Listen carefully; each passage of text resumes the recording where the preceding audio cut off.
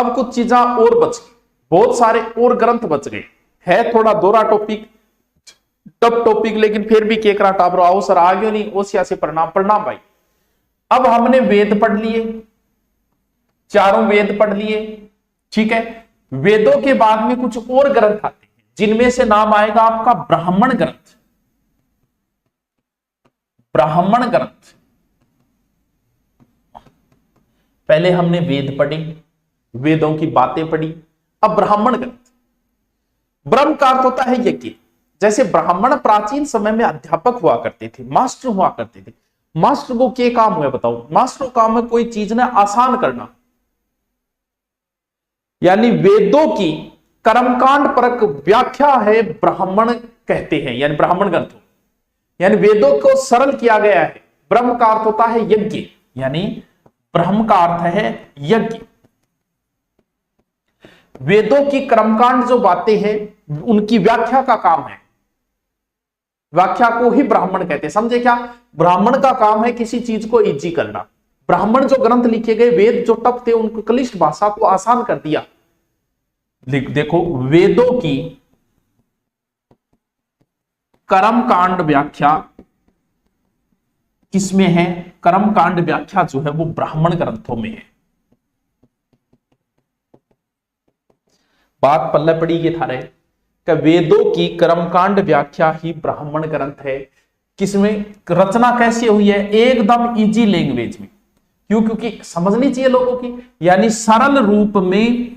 पद्य में होगी कि गद्य में? गुरुजी पद्य हो, यहां समझ में थोड़ी गद्य में होगी। सरल गद्य के अंदर, हेलो सर मेरी फर्स्ट क्लास है आपकी, बहुत बढ़िया फर्स्ट क्लास है, पढ़ ले। सरल गद्य के रूप में इनकी रचना हुई है।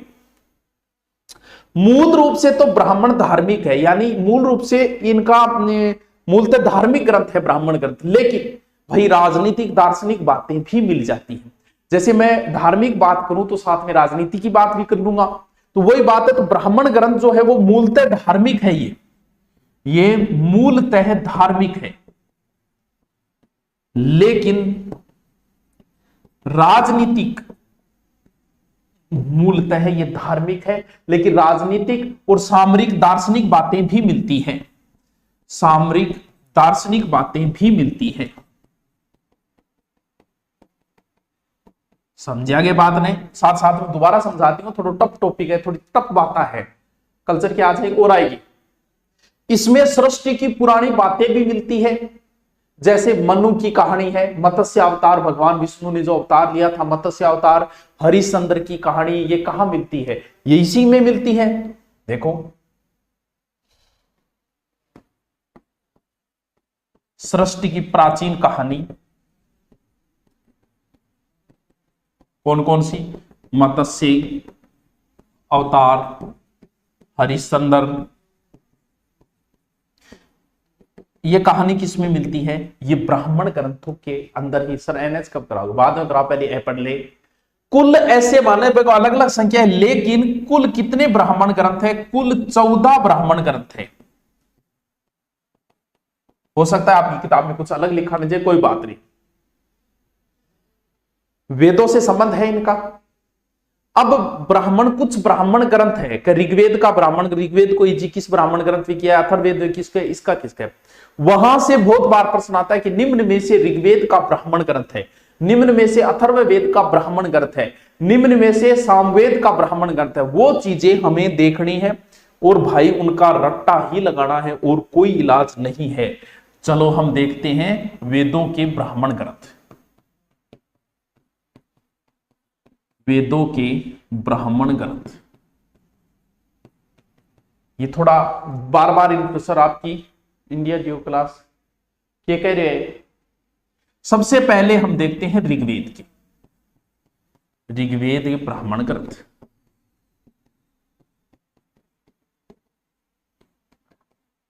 देखो, ऋग्वेद का एक तो है ऐत्रेय ब्राह्मण ग्रंथ, ऐत्रेय ब्राह्मण ग्रंथ।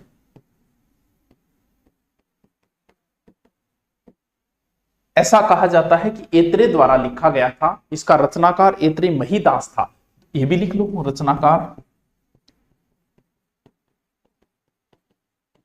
महीदास।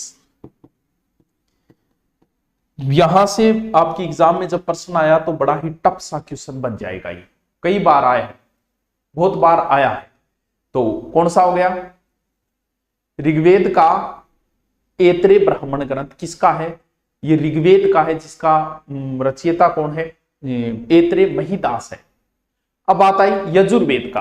किसका? यजुर्वेद का।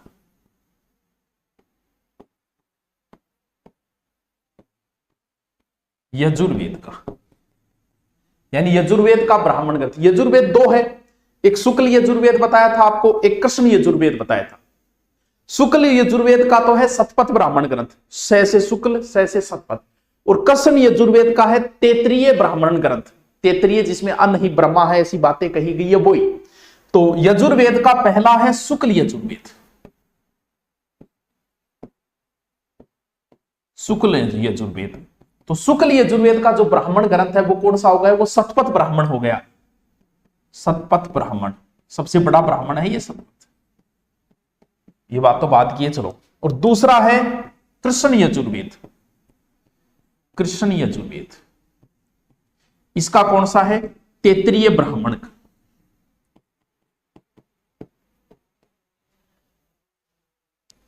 सबसे पहले आया ऋग्वेद का। ऋग्वेद का कौन सा ब्राह्मण है? ऐत्रीय ब्राह्मण। फिर यजुर्वेद का है शतपथ और तैत्रीय। यजुर्वेद का है शतपथ और तैत्रीय। थोड़ा सा 2-3 बार पढ़ियो। फिर है सामवेद का, सामवेद ब्राह्मण ग्रंथ। भाई इनको ढंग से पढ़ लेना, हाई लेवल की तैयारी करने वालों। यहां से बहुत बार प्रश्न आते हैं, इनको समझना थोड़ा सा, इनको ढंग से। इसके कई है, एक तो पंचविश ब्राह्मण है इसका, एक तो पंचविश ब्राह्मण।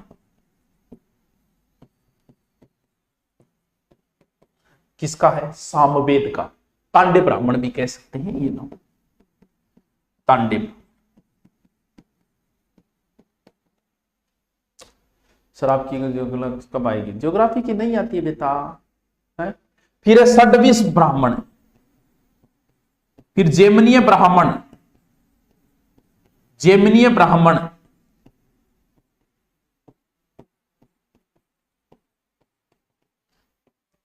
ये सामवेद के ब्राह्मण ग्रंथ है, कई है इसके। छांदोग्य ब्राह्मण, बिल्कुल ये भी है छांदोग्य ब्राह्मण। इनको थोड़ा सा ढंग से पढ़ते जाना। इनको वंश ब्राह्मण है, देवत ब्राह्मण है, किताब रटोगा। वंश ब्राह्मण भी इसी का है भाई। ये थोड़ा सा पंचवी सदा जेमिनी, थोड़ी सी राजस्थान हिस्ट्री कक्षा होली के बाद। कौशितीय ऐत्रेय और कौशितीय रवि भास्कर, बिल्कुल ये ऋग्वेद का है। रह गया क्या? मैंने लिखना छोड़ दिया था क्या? ऐत्रेय और कौशितीय दो है इसके, दूसरा है कौशितीय।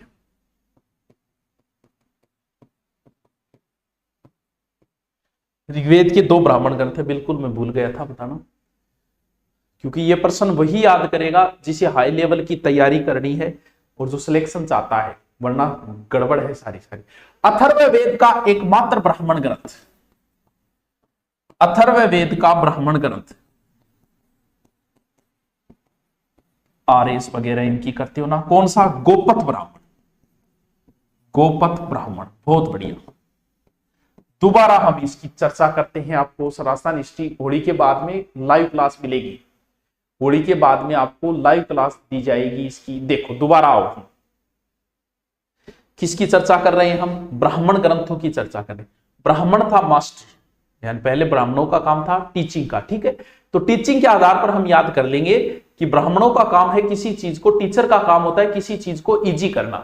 तो ब्राह्मण ग्रंथों में किसी चीज को इजी कर दिया गया, वेदों को इजी कर दिया। सर एक बात है, सर आप अच्छा पढ़ाते हो, थैंक यू। इजी कर दिया। कर्मकांड से संबंधित व्याख्या की गई है इनके अंदर। तो व्याख्या जो की गई है वो गद्य के अंदर की गई है। मूलतः धार्मिक चीजें, लेकिन राजनीतिक सामरिक बातें भी इसके अंदर मिल। टोटल 14 ब्राह्मण है, टोटल 14 ब्राह्मण ग्रंथ है, टोटल 14 ब्राह्मण ग्रंथ है।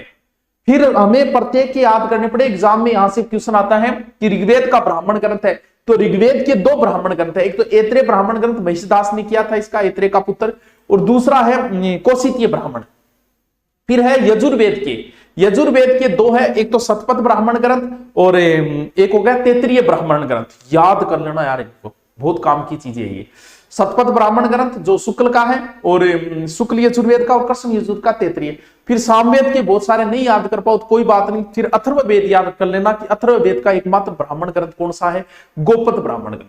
कौन सा ब्राह्मण ग्रंथ है, गोपद ब्राह्मण ग्रंथ। चलो ऊपर चलते हैं फिर।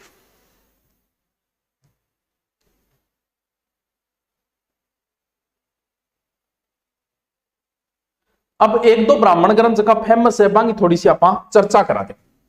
कौन सा गुरु जी, शतपथ ब्राह्मण ग्रंथ। शतपथ ब्राह्मण ग्रंथ, शतपथ का अर्थ क्या है, 100 तो बहुत हुआ है, सत 100 पद, तो 100 बोला हुआ है। हाँ कई जगह 18 भी आता है, 18 ब्राह्मण ग्रंथ भी आता है महिपाल, कई जगह 14 आता है, तो 18 मान लेना आप, 18 मानो तो ये सबसे प्राचीनतम, 100 मतलब के बहुत मतलब ज्यादा, ये सबसे प्राचीनतम और विशालतम ब्राह्मण ग्रंथ है। शतपथ को मतलब 100 तो याद रहे, जैसे 100 बड्डो ब्राह्मण ग्रंथ है, 100 पद है विंग। वैदिक साहित्य में 100 बड्डो हुई है, ऋग्वेद के बाद 100 बड्डो हुई है, या तो ऋग्वेद है वैदिक साहित्य का द्वितीय बड़ा ग्रंथ,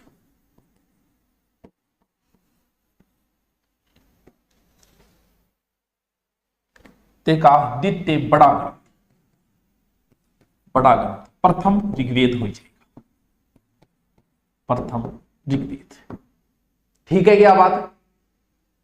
इसके अंदर आर्यों के प्रसार की जानकारी है, जैसे कहा मैंने पहले लिखाया था कि शतपथ ब्राह्मण ग्रंथ के अंतर वेशवानर अग्नि में लेके चला, वो सदानीरा नदी तक चला गया, और वो कहानी इसी में मिलती है। यानी आर्यों के प्रसार की जानकारी है, आर्यों के प्रसार की जानकारी वो इसी ग्रंथ के अंदर मिलती है। प्रथम बार महाजनी कथा, यानी कोई सूदखोर के बारे में, सूदखोर को कुसिदनी शब्द जो प्रयोग किया गया वो इसी में किया गया है। हमसे झूठ बोला, आपने बोला था कि हिमालय की मुंज और चोटी पर लेकर चलूंगा, पर नहीं लेकर गए, तो मैं ही कौन गए और तो है। सूदखोर के लिए कोसित ये शब्द का प्रयोग भी इसी ब्राह्मण ग्रंथ में किया गया है। कौन से, शतपथ ब्राह्मण ग्रंथ के अंदर। दूसरा एक है ऐत्रेय ब्राह्मण ग्रंथ, ऋग्वेद का है ना ये, ऐत्रेय ब्राह्मण ग्रंथ। देखो टाप, पहली बार इसमें लिखा गया है कि राजा जो है देवी सिद्धांत, राजत्व का उत्पत्ति का देवी सिद्धांत, यानी राजा देवता है, वो चीज इसी में लिखी गई है। यानी पहली बार, प्रथम बार राजत्व का देवी सिद्धांत इसी के अंदर मिलता है, देवी सिद्धांत का उल्लेख। समझा के बात नहीं। रीट के एग्जाम में भी क्वेश्चन आएंगे क्या, बिल्कुल आएंगे, वैदिक आता है। इसमें एक चीज लिखी गई है ऐत्रेय ब्राह्मण ग्रंथ में कि शूद्र को व स्त्री को समान बताया गया है, शूद्र के समान बताया, या स्त्री को शूद्र के समान, या शूद्र को यानी स्त्री और शूद्र को इक्वल बताया गया, बराबर बताया गया। और इसी ग्रंथ में, किसमें, ऐत्रेय ब्राह्मण ग्रंथ में पुत्री जन्म के अंदर सभी दुखों का कारण बताया गया। किसको, पुत्री जन्म को, यानी पुत्री जन्म सभी दुखों का कारण।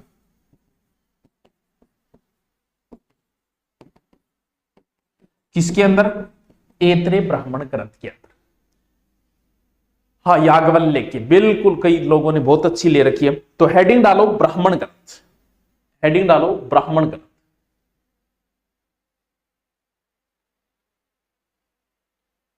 हेडिंग डालो ब्राह्मण ग्रंथ, लिखो लिखो जल्दी जल्दी लिखो, साथ साथ में हेडिंग डालो ब्राह्मण ग्रंथ, लिखो ब्राह्मण ग्रंथ। ब्रह्म का अर्थ होता है ज्ञान। वेदों में कर्मकांड की व्याख्या जो है वो ब्राह्मण ग्रंथों के अंदर है। वेदों में कर्मकांड की व्याख्या ब्राह्मण ग्रंथों में। इसकी रचना जो है वो सरल गद्य के अंदर है। रचना लिखते जाओ जल्दी जल्दी, सरल गद्य। मूलतः धार्मिक है, लेकिन राजनीतिक, सामरिक, दार्शनिक बातें भी है ब्राह्मण ग्रंथों के अंदर। लिखो जल्दी, सरोज भाकर तुम लिख लियो तो फिर और लिखने दे। सृष्टि की प्राचीन कहानियां, मत्स्य अवतार, हरिश्चंद्र आदि कहानियां जो है वो इसी ब्राह्मण ग्रंथ के अंदर मिलती है। कई जगह 18 आता है, कई जगह 14 आता है, कुल 14 ब्राह्मण ग्रंथ है। ये चीज इंपॉर्टेंट है। यहां से प्रश्न आता है कि ऐत्रेय ब्राह्मण ग्रंथ किसका है, कौशितीय किसका है, तैत्तिरीय किसका है, और अथर्ववेद का एकमात्र ब्राह्मण ग्रंथ है। हाँ, बदायूनी फारसी अनुवाद बिल्कुल पूरा सरिंदी ने किया, बिल्कुल पुष्पा, ये तेरी बात सही है। अब लिखो वेदों के ब्राह्मण ग्रंथ। पहला लिखो ऋग्वेद के ब्राह्मण ग्रंथ, पहला लिखो ऋग्वेद के ब्राह्मण ग्रंथ, जल्दी जल्दी लिखो थोड़ा। ऋग्वेद के ब्राह्मण ग्रंथ, एक नंबर ऐत्रेय ब्राह्मण ग्रंथ, ऐत्रेय महिषदास ने लिखा था। फिर कौशितीय ब्राह्मण ग्रंथ, दो है, ऐत्रेय ब्राह्मण ग्रंथ और कौशितीय ब्राह्मण ग्रंथ। ऐत्रेय ब्राह्मण ग्रंथ व कौशितीय ब्राह्मण ग्रंथ। ऐत्रेय ब्राह्मण ग्रंथ, रचनाकार ऐत्रेय महिषदास और कौशितीय ब्राह्मण ग्रंथ। ठीक है, फिर लिखो यजुर्वेद के ब्राह्मण ग्रंथ। धीरे धीरे लिखाओ सर, ठीक है, धीरे धीरे लिखा दिया, ठीक है। ऋग्वेद के ब्राह्मण ग्रंथ, ऐत्रेय और कौशितीय, रट लेना इनको, बहुत अच्छी प्रश्न है। होली की छुट्टी कब होगी? जब भी होगी पूजा, तो घरे बैठी क्यों टेंशन नहीं रखी।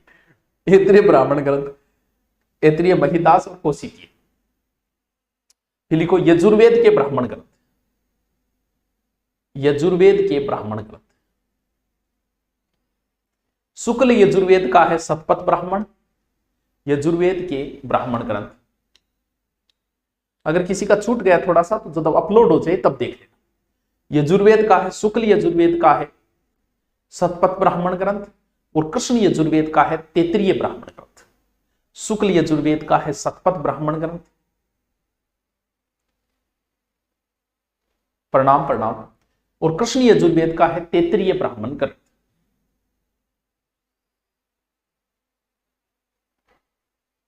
ठीक है, फिर लिखो सामवेद के ब्राह्मण ग्रंथ। हाँ, जिसने साथ में लिख लिया वो कोई बात नहीं, बहुत अच्छी बात है, साथ में लिखो, साथ में नहीं लिखा वो भी लिखो। सामवेद के ब्राह्मण ग्रंथ,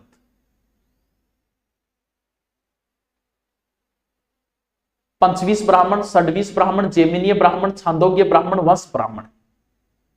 लिखो सामवेद के ब्राह्मण ग्रंथ, पंचवीस ब्राह्मण, षड्वीस ब्राह्मण, जैमिनीय ब्राह्मण, छांदोग्य ब्राह्मण, वंश ब्राह्मण। रीजन तब करना है भाई। सामवेद के ब्राह्मण ग्रंथ, पंचवीस ब्राह्मण ग्रंथ, षड्वीस ब्राह्मण ग्रंथ, जैमिनीय ब्राह्मण ग्रंथ और छांदोग्य ब्राह्मण ग्रंथ और वंश ब्राह्मण। और अथर्ववेद के ब्राह्मण ग्रंथ है गोपत ब्राह्मण। अथर्ववेद का एकमात्र ब्राह्मण ग्रंथ है गोपत ब्राह्मण।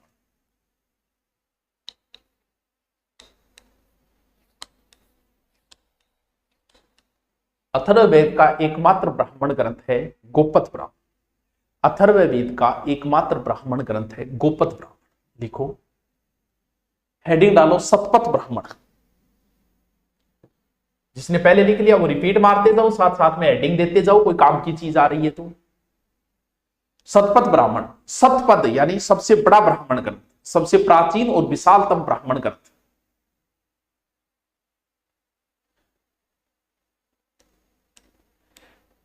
वैदिक साहित्य का द्वितीय बड़ा ग्रंथ है, पहला ऋग्वेद है, उसके बाद सबसे बड़ा ग्रंथ माना गया है शतपथ ब्राह्मण। इसमें आर्यों के प्रसार की जानकारी मिलती है। इसमें आर्यों के प्रसार की जानकारी मिलती है। ठीक है, शतपथ ब्राह्मण सबसे प्राचीन और विशालतम ब्राह्मण ग्रंथ है, वैदिक साहित्य का द्वितीय बड़ा ग्रंथ है ये, आर्यों के प्रसार। फिर ऐत्रेय ब्राह्मण ग्रंथ, ऐत्रेय ब्राह्मण ग्रंथ, ऐत्रेय ब्राह्मण ग्रंथ, ऐत्रेय ब्राह्मण ग्रंथ। प्रथम बार राजत्व देवी सिद्धांत का उल्लेख है, शूद्र को स्त्री के सम्मान बताया गया है ऐत्रेय ब्राह्मण ग्रंथ में, और पुत्री जन्म सभी दुखों का कारण लिखा गया है ऐत्रेय ब्राह्मण ग्रंथ। ठीक है, लिखो गौरव कुमार, क्या रिप्लाई देना है तेरे को? तेरिया गल्लां च मेरा जिक्र जरूर होवे, मेरे दिल विच साडा फिक्र। उल्टो बोल दियोगे। चलो आगे देखते हैं, लिख लिया सबने? ठीक। ब्राह्मण ग्रंथों के बाद में आते हैं अरण्य ग्रंथ। यानी जिन्हें अरण्यक कह सकते हैं हम। ब्राह्मण ग्रंथों के बाद में आते हैं आपके अरण्यक। वन, कांतार, अरण्य। अरण्य का अर्थ क्या होता है? अरण्य का अर्थ है टाबरो जंगल, यानी अरण्य का अर्थ होता है जंगल। जंगल कब जाओगे? जंगलों मतलब होगा नहीं टॉयलेट, जंगलों मतलब वन में। कौन से आश्रम के समय जाओगे आप? वानप्रस्थ आश्रम में आपको वन में जाना है। जब आप घर के अंदर रहोगे तब तो मैंने बता दी कि घर का यह काम करना है, था 5 बार हवन करना है और यह चीजा करनी है, पिता की सेवा भी करनी है, देवता की सेवा भी करनी है, और अपना जगह ऊपर चला गया वहां पूर्वजा की सेवा करनी है। लेकिन वन में जाके क्या करना है भाई? जी आप थे घरे रोज तो थे रोटी खानी बना लियो, खा लियो, मां बना दियो, लेकिन जब थे कोचिंग करना दियो बट्ठे की लाइफ बदल जाए। फिर कोचिंग की लाइफ को भी थाना एक ग्रंथ लिखे देना पड़ो मन का। जब आप पढ़ाई करने आ जाओ तो सबसे पहले 4 बजे उठोगे, पढ़ाई करोगे, कोचिंग जाओगे, लाइब्रेरी जाओगे। यानी आप वन में जाने के बाद में क्या करना है वो चीज इन्हीं ग्रंथों में, यानी वो ग्रंथ जो वन में पढ़ा और पढ़ाया जाए वही तो अरण्य। यानी जिस ग्रंथ में वन में पढ़ा व पढ़ाया जाए, पढ़ा व पढ़ाया जाए, क्योंकि वन में करनो की है, वानप्रस्थ आश्रम क्या बताना है। यानी ये ग्रंथ वानप्रस्थियों के लिए लिखे गए हैं, वानप्रस्थियों के लिए लिखे गए हैं। बात समझ आ गई भाई? वन में कौन जागा? वानप्रस्थ जागा। वानप्रस्थिया खड़े डांस कर सो कौन सो डांस। अब रचना कैसी है? अब वन में जाने बाद आदमी सरल व्याख्या चाहिए, यानी इनकी रचना जो है ना वो किसके रूप में है? वो रचना गद्य के रूप के अंदर है। वानप्रस्थ में जो जो यज्ञ करने हैं, गृहस्थ के अंदर अलग यज्ञ करना है, वानप्रस्थ में अलग करना है। उन ग्रंथों की व्याख्या का प्रतिपादन इसी ग्रंथ के अंदर है। उपनिषदों में जो ब्रह्म ज्ञान है, क्योंकि वन में जाने के बाद क्या करना? ज्ञान की बातें। वो जो उपनिषदों के जिस ब्रह्म ज्ञान में वह दर्शन का विकास है ना, उसका मूल आधार अरण्य ग्रंथ है। सैड सॉन्ग किया गाओ के बात होगी, बात की को नहीं है। यानी उपनिषदों के अंदर जो ज्ञान की बातें है ना वो यहीं से उठाई गई है, जो वनों के अंदर करनी है वो बातें हैं।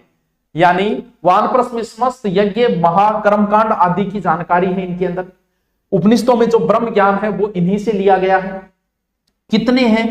कुल जो है 7 अरण्य है, कुल 7 अरण्य के। अब वेद और बहु संबंधित अरण्य ग्रंथ कौन सा है? वेद व उससे संबंधित अरण्य ग्रंथ।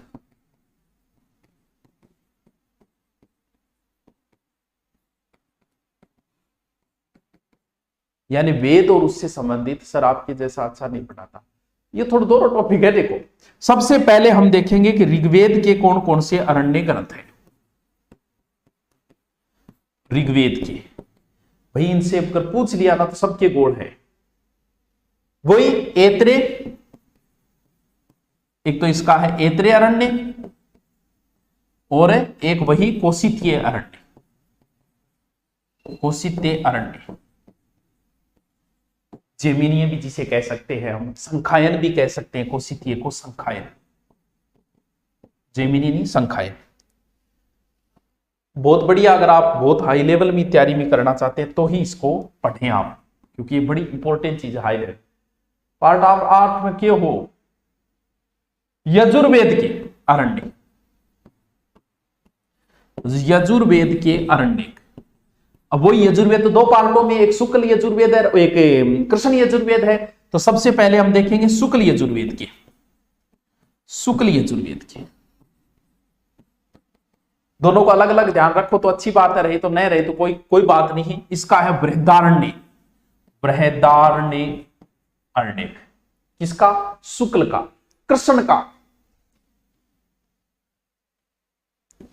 दूसरा है कृष्ण का, कृष्ण यजुर्वेद। क्योंकि यजुर्वेद 2 पार्टों में बटा हुआ था ना, इस हिसाब से। तो तैतरणीय और मैत्रायण, तैतरणीय अरण्यक और मैत्रायण अरण्यक।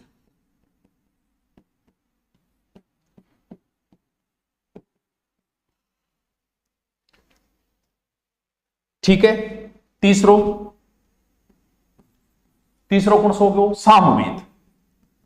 सामवेद का अरण्य बहुत दोहरा टावरो है, लेकिन रखना पड़ेगा, जरूरी हो गया है। तो छांदोग्य और केनायरण, छांदोग्य अरण्यक। एक छांदोग्य याद कर लो, बहुत अच्छी बात है। जेमिनी अरण्य करो तो कर लो।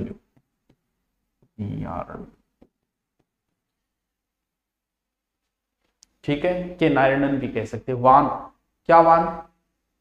और याद रखने वाली चीज यह है कि अथर्ववेद का कोई अरण्य ग्रंथ नहीं है। बहुत अच्छी क्वेश्चन बनता है ये। अथर्ववेद का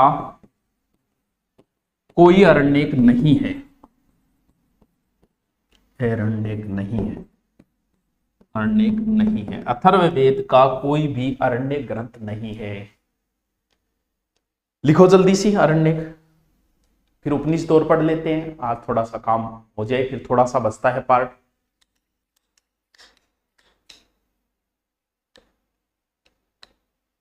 अरे करंट की क्लास आपकी ऐप पर डाली जाएगी। अब हेडिंग डालो अरण्यक, हेडिंग डालो अरण्यक, लिखो अरण्यक। अर्थ, अरण्य का अर्थ होता है जंगल। अरण्य का अर्थ होता है जंगल। जो ग्रंथ वन में पढ़ाया जाए, जो ग्रंथ वन में पढ़ाया जाए वह अरण्य ग्रंथ है। ये ग्रंथ वानप्रस्थियों के लिए लिखे गए, ये ग्रंथ वानप्रस्थियों के लिए लिखे गए।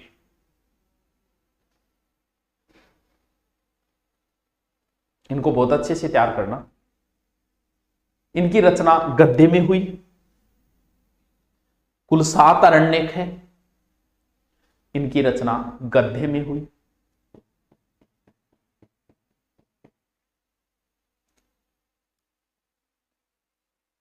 हाँ, वानप्रस्थ 50 से 75 अंजू करवा दिया मैंने पहले ही। आश्रम करवाई नहीं क्या आपको? क्या आश्रम व्यवस्था करवाई नहीं क्या आपको? बताना भाई।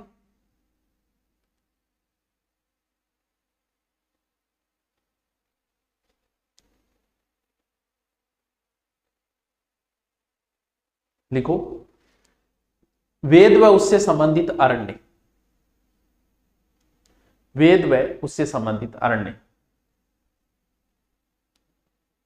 तो वो नंबरिंग आप चेक कर लो, 8 नंबर नहीं दिया गया होगा गलती से।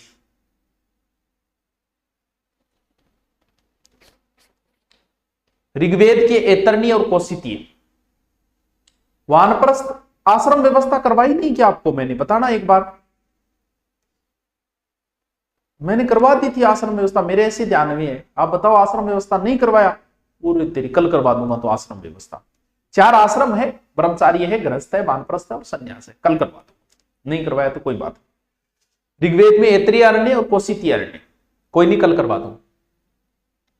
यजुर्वेद के अरण्य लिखो। शुक्ल यजुर्वेद का है वृद्धारण्य और कृष्ण यजुर्वेद का है तैतरणीय अरण्य या मैत्रायण अरण्य। नहीं करवाया, कल करवा दूंगा हनु। ठीक है, यजुर्वेद का अरण्य ग्रंथ है, शुक्ल यजुर्वेद का है वृद्धारण्य और कृष्ण यजुर्वेद का है तैतरणीय अरण्य। सामवेद का लिखो छांदोग्य अरण्य या जेमिनारण्य। छांदोग्य सामवेद का। और ध्यान रहे, अथर्ववेद का कोई भी अरण्य ग्रंथ नहीं है।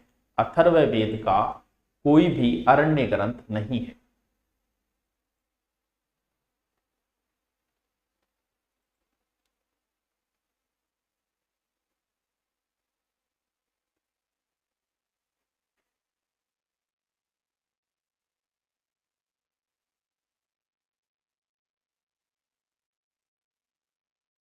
अब आते हैं आपके उपनिषद। उपनिषद दोनों काम है, पहली बारी काम पढ़े थारो। उपनिषद, उप का अर्थ होता है नजदीक, निस का अर्थ होता है बैठना। यानी जब चेलो गुरु जी के जागे बैठे, गुरु जी बिन ज्ञान ध्यान की बाता दे, और चेलो गुरु जी सवाल पूछे कि गुरु जी आत्मा क्या है, गुरुजी मुझे प्रेम विवाह करना चाहिए कि नहीं करना चाहिए, गुरुजी सबसे अच्छा विवाह कौन सा है। फिर गुरुजी भी समझावेगा, कुछ उदाहरण भी देगा कि गुरुजी मैं कांग्रेस को वोट दूं कि बीजेपी को दूं, तब गुरुजी उसे समझाएंगे कि कहां देना चाहिए। यानी गुरु के नजदीक जो वार्तालाप है वही तो उपनिषद है। उपकार्थ नजदीक, निष्कार्थ बैठना, यानी गुरु के समीप बैठकर जो ज्ञान प्राप्त करना है वही उपनिषद है। यानी गुरु के समीप बैठकर ज्ञान प्राप्त करना।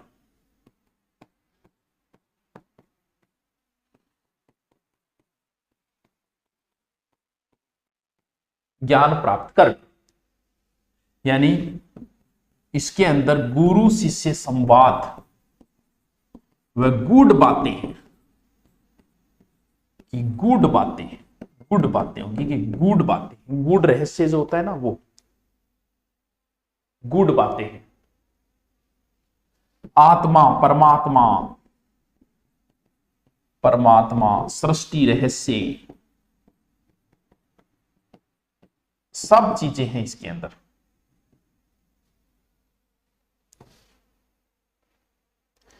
साथ साथ में लिख लो तो और अच्छी बात है? यानी एक प्रकार से वास्तविक दर्शन शास्त्र है इसमें, वास्तविक दर्शन शास्त्र की विवेचना इसी के अंदर है, विवेचना इसी ग्रंथ के अंदर है। किसके अंदर है ये गद्य प्लस पद्य दोनों के अंदर है, गद्य प्लस पद्य दोनों में है ये। राजस्थान बोले क्लास नहीं है। वैदिक साहित्य के अंतिम भाग है, इसलिए इन्हें वेदांत भी कहा जाता है। यानी ये वैदिक साहित्य का अंतिम भाग है, अंतिम भाग,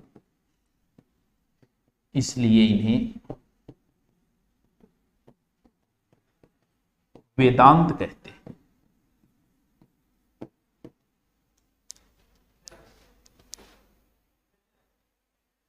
इसलिए इन्हें वेदांत कहते हैं। मेरी भी सुनो, क्या सुनो? हाँ 108 है बिल्कुल। ले मुक्तोपनिषद अलग अलग संख्या है इनकी भैया, 108 मिलिया को नहीं, कोई 13-14 मिलिया मुश्किल हो। मुक्तोपनिषद के अनुसार 108 उपनिषद है।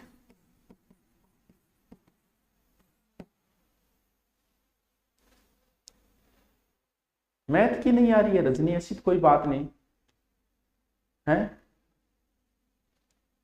ऐसी तो कोई बात नहीं है अभी।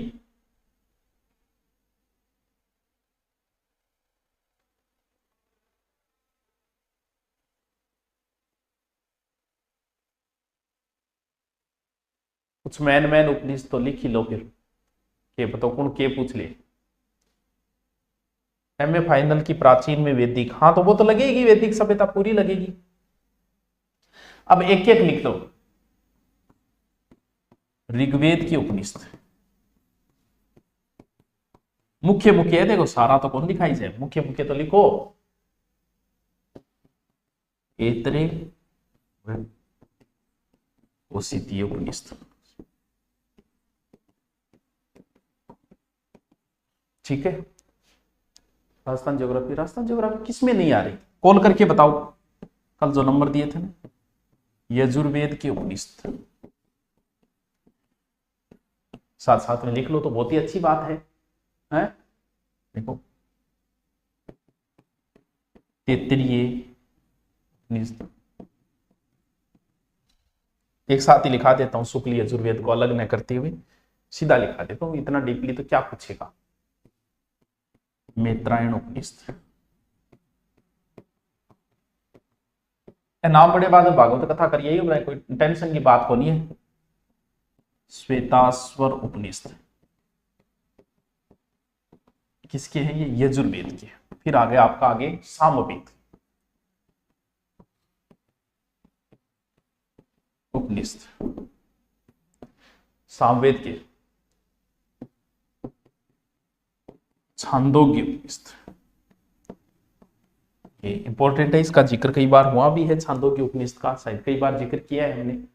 वेद 4, ब्राह्मण ग्रंथ 14, अरण्य 7, उपनिषद 108, बिल्कुल 4 वेद, 6 वेदांग है? और अथर्ववेद का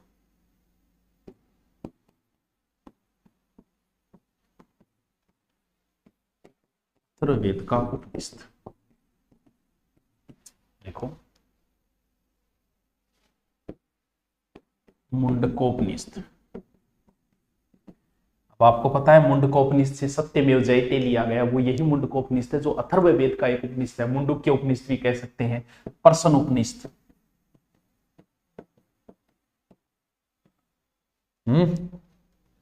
कुछ बातें और भी साथ साथ में लिखते जाओ, फिर क्लास का टाइम हो रहा है, क्योंकि ये चीजें तो अब लिखो। बृहदारण्य उपनिषद, नाम से ही पता चल रहा है कि बृहद है। बृहद होने का मतलब यह है कि ये बड़ा है, यानी सबसे प्राचीन यही है। बृहदारण्य उपनिषद सबसे प्राचीन उपनिषद, सबसे प्राचीन उपनिषद। वो मुंडकोपनिषद वाली बात आगे लो, मेरे कमेंट नहीं आ रहे हैं। याज्ञवल्क्य का शास्त्रार्थ इसी के अंदर है। याज्ञवल्क्य की विदुषी पत्नी जो है मैत्री और गार्गी का संवाद है, यानी मैत्री गार्गी संवाद, गार्गी संवाद। इसी से हमें पता चलता है कि उस समय पढ़ी लिखी महिलाएं हुआ करती थी, विदुषी महिलाएं हुआ करती थी। इसी बृहदारण्य में ये उल्लेख आता है, यानी विदुषी स्त्रियों का। फिर है छांदोग्य उपनिषद।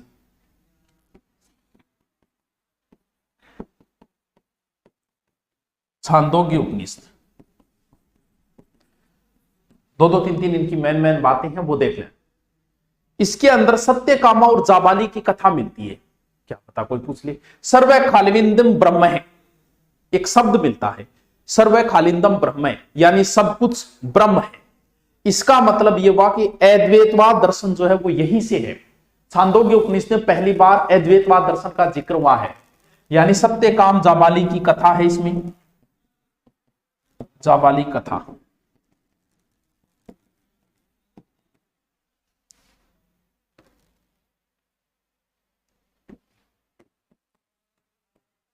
अद्वैतवाद ब्रह्म की चर्चा, ब्रह्म की चर्चा इसी ग्रंथ के अंदर है, छांदोग्य के अंदर। एक कंठ उपनिषद भी है, लिखो तो लिख लो, कंठ उपनिषद। सर इसके अंदर क्या है? हेलो, हाँ जी हाँ जी। नचिकेता का संवाद है, जिसमें आत्मा का स्वरूप बताया गया, यानी आत्मा के बारे में चर्चा है। नचिकेता संवाद है, आत्मा की चर्चा। ठीक है। और लास्ट जो सबसे इंपॉर्टेंट है, और कुछ याद न कर सको तो कोई बात नहीं बस, लेकिन इतना जरूर याद कर लेना, इस ग्रंथ का नाम मुंडकोपनिषद। ये बहुत इंपॉर्टेंट है। मुंडकोपनिषद किसका है? ये अथर्ववेद का, पहले लिखा चुका हूं ना वो। सत्यमेव जयते यहीं से लिया गया है, सत्यमेव जयते मुंडकोपनिषद से लिया है, से लिया। ठीक है। मुंडकोपनिषद दार्शनिक विचार है इसके अंदर। ये भारत ही नहीं विदेशों तक में फेमस है मुंडकोपनिषद। दर्शन शास्त्र की जानकारी वाला उपनिषद है ये। दर्शन शास्त्र जानकारी फेमस ग्रंथ है ये, विदेशों में फेमस बताते हैं ये। शंकराचार्य रामानुजाचार्य के जो दर्शन सिद्धांत है ना, वो यहीं के हैं। ठीक है। चल, इनको लिख लिया सबने साथ साथ में? दोबारा मैं कर देता हूं, और या फिर अपलोड होने के बाद में इनको देख लेना। साथ साथ में लिख लिया होगा आपने। इनको थोड़ा रिपीट मारना, दो तीन बार, तो अच्छा लगेगा। उपनिषद जो गुरु के समीप बैठकर किए जाते हैं वो होते हैं उपनिषद। इसके अंदर गुरु शिष्य संवाद है। दर्शन शास्त्र की बातें भी उपनिषद के अंदर है। टोटल 108 उपनिषद है। ये नाम याद करो तो कर लेना, वरना कोई बात नहीं। मेन चीज है बृहदारण्य सबसे प्राचीन है, मैत्री गार्गी संवाद बृहदारण्य में है, छांदोग्य उपनिषद है, सत्यकामा जाबाली की है, अद्वैतवाद दर्शन, और सबसे इंपॉर्टेंट आपको है मुंडकोपनिषद, जिससे सत्यमेव जयते लिया गया है। कई बार पूछ लिया सत्यमेव जयते कहां से लिया गया। अब कुछ और साहित्य है जिन्हें वैदिक परंपरा के साहित्य कहा जाता है, यानी वैदिक परंपरा का साहित्य। साथ साथ में लिखते जाओ, क्योंकि ये ऐसी टॉपिक है, इनमें समझाने वाली चीजें नहीं है, थोड़ा सा आपको पढ़ना है। कई बार प्रश्न पूछ ले, जो 600 ईसा पूर्व से 600 ईस्वी तक है, जिन्हें वैदिक परंपरा का साहित्य कहा जाता है। वैदिक परंपरा का साहित्य, ठीक है। इसमें स्मृति ग्रंथ और श्रुति ग्रंथ आते हैं। स्मृति ग्रंथ क्या होते हैं? जो याद रखे गए थे।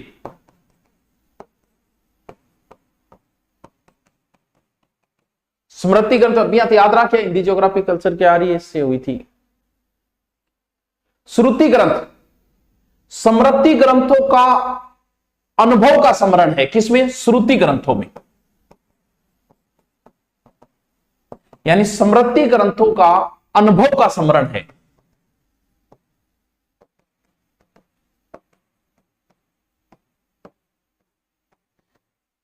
यानी जैसे कोई बात लिखी गई है और वो एक प्रकार से प्रैक्टिकली करना, दोनों में बहुत बड़ा अंतर है। तो श्रुति ग्रंथ जो है वो प्राथमिक प्रमाण माने जाते हैं, क्योंकि ये अनुभव है। कई बार इन दोनों में अगर विवाद हो जाए तो फिर प्रमाणिकता किसको दी जाती है? श्रुति। जैसे पेपर हिंदी और इंग्लिश में आता है, कोई विवाद हो तो इंग्लिश वाले को प्रमाणिकता दी जाती है। 1 मिनट डीपी सेज करूं। अब अपन पढ़ना है कि स्मृति ग्रंथ, साथ साथ में लिखता जाऊं ताकि दोबारा रमान ने में। अब अपन पढ़ना है कि स्मृति ग्रंथ कभी कौन सा ग्रंथ जका है वह स्मृति ग्रंथ के अंदर। कई बार छोटो मोटो प्रश्न कोई पूछ ले, जैसे वेदांग, जिन्हें सूत्र भी कह सकते हो। सर सूत्र क्यों कहते हैं आगे जिक्र कर लेंगे, क्योंकि शॉर्ट में लिखे गए जो शॉर्ट चीज है वो सूत्र है। फिर है स्मृति, फिर है महाकाव्य। कौन कौन से महाकाव्य हैं? तो बच्चों 2 महाकाव्य हैं, एक रामायण है, एक महाभारत है, तो उनका भी तो जिक्र करें। और इनके बाद है मुख्य रूप से आपकी 18 पुराण। ये चीजें हमें अब देखनी पड़ेगी। यानी वेदांग है, स्मृति है, महाकाव्य है, पुराण है। लिखते जाओ स्मृति ग्रंथ कौन कौन से है?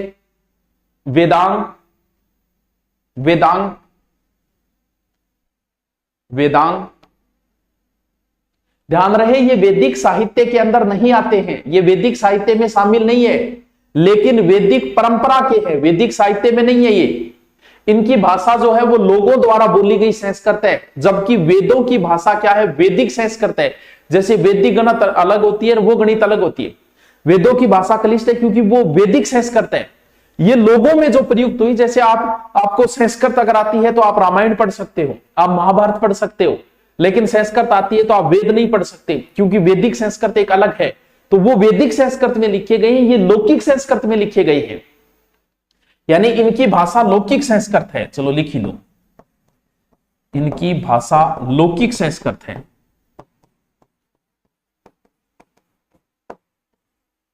लौकिक संस्कृत है। अब आप एक एक आन उठावांगा। सबसे पहले हम किसको उठाते हैं? सबसे पहले हम उठाते हैं वेदांग, वेदों के अंग, या जिन्हें सूत्र भी कहा गया है कुछ जगह पे। सबसे पहले हमने उठाया है वेदांग को। देखो वैदिक संस्कृत जो है उनके द्वारा जो रचित है वैदिक साहित्य, उन्हें समझने में कठिनाई होती है, क्योंकि वैदिक संस्कृत आसान नहीं है पढ़ना। कठिनाई है तो ऋषि मुनियों ने उनको वेदांग में कन्वर्ट कर दिया एक प्रकार से, यानी वेदों की भाषा को आसान रूप में प्रस्तुत कर दिया। वेदांग का अर्थ होता है वेदों की सहायक विधाएं, यानी वेदों की सहायक विधाएं। सीधा सा मैं बोलूं, वेदों की सहायक विधाएं।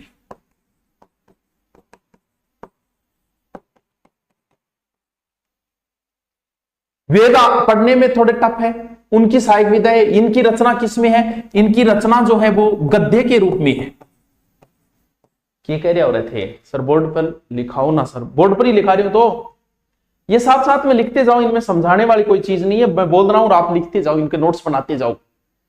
ये संक्षिप्त में लिखे गए, तो संक्षिप्त शैली की वजह से इन्हें सूत्र कहते हैं, कि सूत्र किए हुए शॉर्ट में, संक्षिप्त शैली कारण सूत्र कहते हैं, इन्हें सूत्र कहते हैं। क्यों? क्योंकि सूत्र संक्षिप्त हुए। कितने वेद? 4 हैं और वेदांग की संख्या है 6। 4 वेद है, 6 वेदांग है। ऐसे कौन बोल रहा है लड़कियां पढ़ती नहीं है? तू आजा घरेलू काम करवा दे, फिर देखो अरे भाई आप पुष्पा जकिया इन गुस्सो आ रहे है यहाँ कौन करे करे, सही बात है इन घर को कितो काम करना पड़े, तू जे घरे गयो है तो चाह बना के देनी पड़े, लड़की नहीं देनी पड़े, ते गयो तो तू तेरे भाई ले घरे पर चाह तो बिन बनानी पड़े। तो लड़कियों को टाइम मैनेजमेंट की बहुत बड़ी समस्या आती है, घरेलू काम करने पड़ते हैं, गाय गो दूध भी निकालना पड़े है, रोटी भी बनानी पड़े, सब्जी भी बनानी पड़े। तेरी बात शानी है पुष्पा, तू रीस में ना शानी है, अगले घर जानो इतने। चलो अब आपा देखा कि कुल कितने वेदांग है, तो टोटल 6 वेदांग है। इनका सूत्र मैं बता दूंगा या आप खुद बना लेना चाहिए।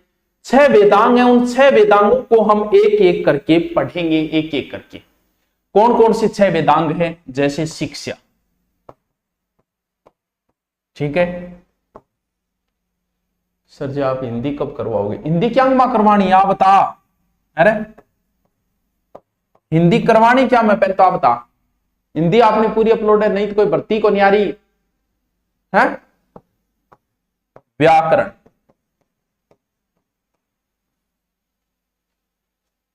संजय सर जीएसआई लिखित में 250 फिजिकल 75। भाई देखो यार क्या बताओ है। निरुक्त,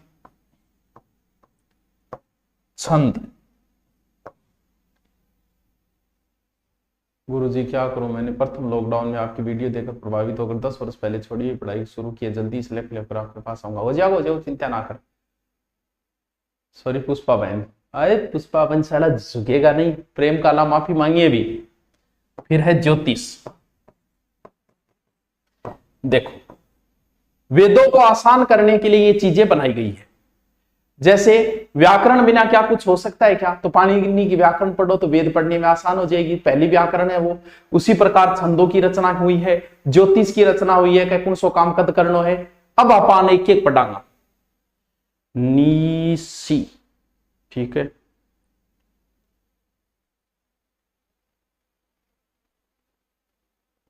इसका सूत्र भी हो तो मेरे याद नहीं, अब क्या था सूत्र याद नहीं रहते, कल बताऊंगा। निसी का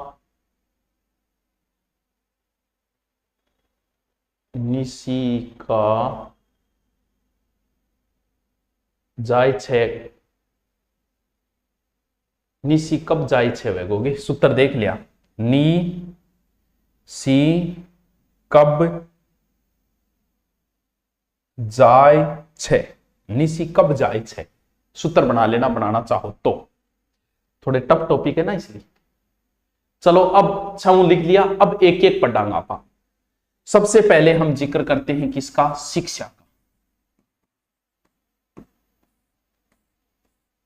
6 वेदांग लिखे गए, शिक्षा वेद। वेदों को उच्चारण कैसे करने हैं? ऐसे थोड़ी ओम भूर्भुव स्वः तत्सवितुर, ओम भूर्भुव स्वः तत्सवितुर्वरेण्यं, यानी हर चीज का उतार चढ़ाव होता है। कुछ भी बोलते हो, जैसे शायरी बोलते हो आप, तो शायरी कोई ऐसे ही नहीं बोली जाती। शायरी में कहां उतार लाना है, कहां चढ़ाव लाना है, कहां धीरे बोलना है, कहां जोर से बोलना है, ये चीजें आपको आनी जरूरी है। उस चीज की भी एक शिक्षा है, यानी वेदों के उच्चारण की शिक्षा दी जाती है इसमें, यानी उच्चारण की शिक्षा।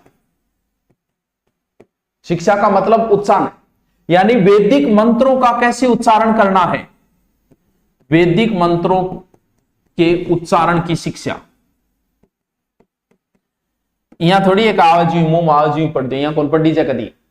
शिक्षा का सबसे प्राचीनतम जो ग्रंथ है वो ऋक् प्रतिसांख्य है, ऋक् प्रतिसांख्य। और ये किसमें लिखा गया है? ये जो लिखा गया है वो शैली सूत्र शैली में लिखा गया है, सूत्र शैली में लिखा है। लिखते जाओ साथ साथ में, रीजनिंग की क्लास भी हो जाएगी। शिक्षा। दूसरो है कल्प सूत्र, साथ साथ में लिखते जाओ। कल्प सूत्र, पहले शिक्षा। कल्प का अर्थ होता है विधान। विधान का मतलब यज्ञ संबंधी विधान, कि यज्ञ क्या करना है, क्या करना, यानी कल्प का अर्थ है विधान, यानी यज्ञ संबंधी विधान। यज्ञ संबंधी इसके अंदर क्या है? विधान है। भाई यज्ञ का नियम वही है, यज्ञ थोड़ी वह कोई यज्ञ क्या करना है, क्या करना है, हर चीज का नियम वही अंदर। ये किस शैली में है? ये गद्य शैली में लिखा गया है। कल्प सूत्र जो है वो गद्य शैली में है। इतना डीपली पूछते तो नहीं, लेकिन फिर भी ध्यान रखो। भारतीय ज्यामिति का जो आरंभ हुआ था ना, वो सुलभ सूत्र से है। इसी के अंदर सूत्र है, 4 भेद है इसके, जिसमें स्रोत सूत्र है, गृह सूत्र है, धर्म सूत्र है और सुलभ सूत्र है। इसके 4 भेद है इसके कल्प सूत्र के, जिसमें से भारतीय ज्यामिति का प्रारंभ जो है वो सुलभ सूत्र से हुआ है। लिखो तो लिख लेना चाहिए, भारतीय ज्यामिति का प्रारंभ सुलभ सूत्र से हुआ है। तीसरा है व्याकरण। अगर व्याकरण का ज्ञान नहीं है तो तुम वेदों को नहीं पढ़ सकते। यानी भाषा नियम को व्याकरण कहते हैं, भाषा नियम व्याकरण कहते हैं।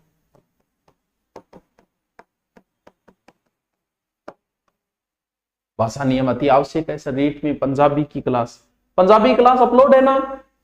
क्या पंजाबी आपकी अपलोड नहीं है? क्या नहीं अपलोड है तो कॉल करके बताओ कौन से बेंच में नहीं है।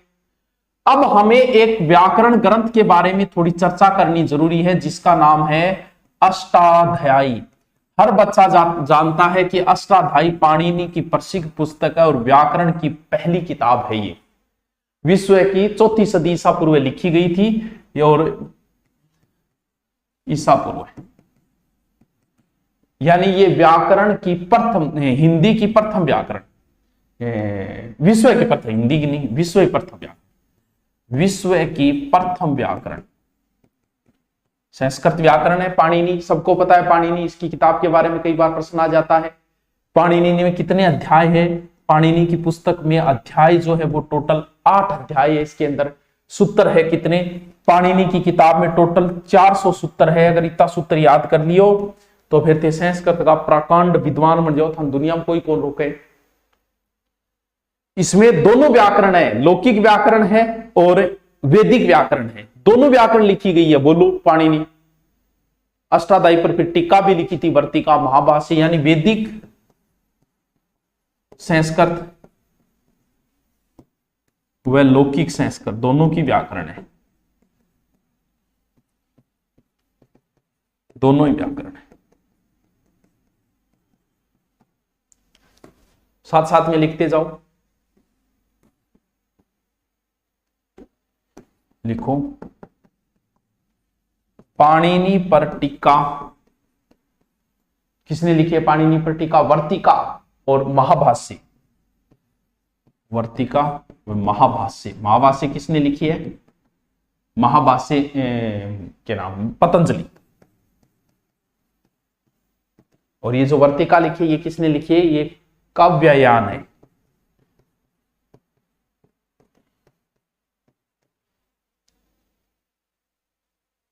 दसवें बैच में नहीं है तो आप कॉल करके बता देना। तीसरो देखो, पाणिनि को थोड़ा प्रश्न आ जाए कई बार। तीसरा क्या है? तीसरा है निरुक्त। लिखते जाओ, थोड़ा सा पढ़ लेना, कई बार पूछ लेना, वरना कोई बात नहीं। ये महर्षि व्यास द्वारा लिखे गए थे। महर्षि व्यास द्वारा। क्या? निरुक्त। निरुक्त का अर्थ होता है निर्वचन। वेदिक के एक एक शब्द का अर्थ समझाना कि ओम का अर्थ क्या है, भू का अर्थ क्या है, भूर्व का अर्थ क्या है। शब्दों का अर्थ समझाना। शब्दों का अर्थ किस में समझाया जाता है? जैसे विद्यालय, विद्यालय का आपको अर्थ देखना है तो आपको डिक्शनरी निकालनी पड़ेगी हिंदी में कि विद्या काल्य विद्यालय। वैसे ही वैदिक शब्दों के अगर आपको अर्थ जानने हैं तो ये शब्दकोश आपको चाहिए। ये शब्दकोश है, यानी विश्व का प्राचीनतम शब्दकोश, विश्व का प्राचीनतम शब्दकोश, यानी डिक्शनरी है ये, एनसाइक्लोपीडिया, भाषा शास्त्र का प्रथम ग्रंथ।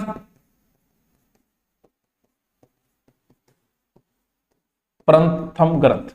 अब बताओ वेद क्यों नहीं पढ़ लियोगा? व्याकरण पढ़ लियो, ए पढ़ लियो, कोई शब्द चाहिए डिक्शनरी खोलो, डिक्शनरी में शब्द ढूंढो। वेदार्थ की कुंजी कह सकते हैं हम इसे, यानी वेदार्थ की कुंजी कहते हैं।